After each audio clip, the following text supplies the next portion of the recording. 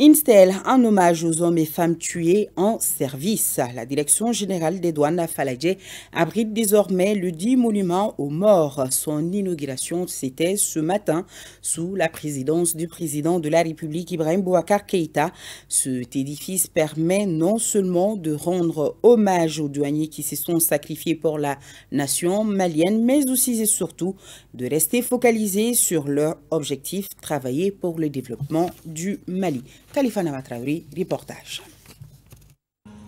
Un devoir de mémoire des plus hautes autorités du Mali à l'adresse des agents morts à la tâche. Un monument pour rendre hommage aux soldats de l'économie tombés dans l'exercice de leur noble mission est désormais érigé.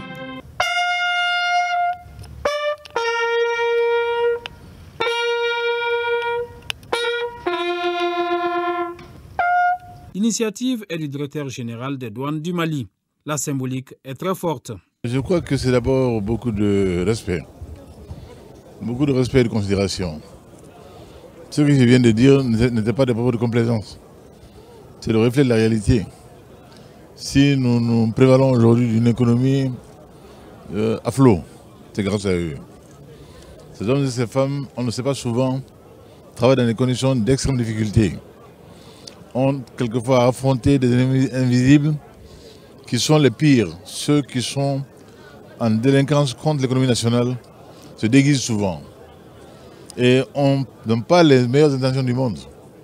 Tout cela, ils le font avec engagement constant, avec courage, nuit et jour. Certains d'entre eux y ont perdu la vie. Il était bon, il était séant, il était indiqué que nous venions ici ce matin à cet hommage-là, par le dépôt de germes à leur monument aux morts. Je l'ai fait de bien bonne grâce et la douane mérite cela. Cette cérémonie d'inauguration de ce monument est une des activités majeures de la Journée internationale de la douane. Le président Ibrahim Boubacar Keïta en profite pour exalter le rôle des agents de la douane.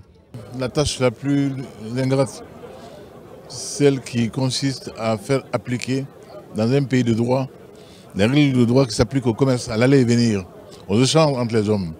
Cela n'est pas toujours facile. Beaucoup pensent que c'est en fraudant, pensent que c'est en contournant ces lois et règlements qu'ils trouvent leur compte. Et ce qui est faux. Si l'on aide les douaniers à accomplir correctement leur tâche, c'est toute l'économie nationale qui y gagne, surtout les opérateurs économiques. Parce que la fraude coûte cher à l'État, mais coûte cher d'abord à ceux qui travaillent dans le formel. Donc que cela soit entendu, que ce ne sont pas des ennemis de qui que ce soit, ce sont des agents du pays, des fils du pays, au service du pays, au service de la santé du pays. Donc qu'on les aide, qu'on les encourage, qu'on les considère, qu'on les respecte. En tout cas, je le fais.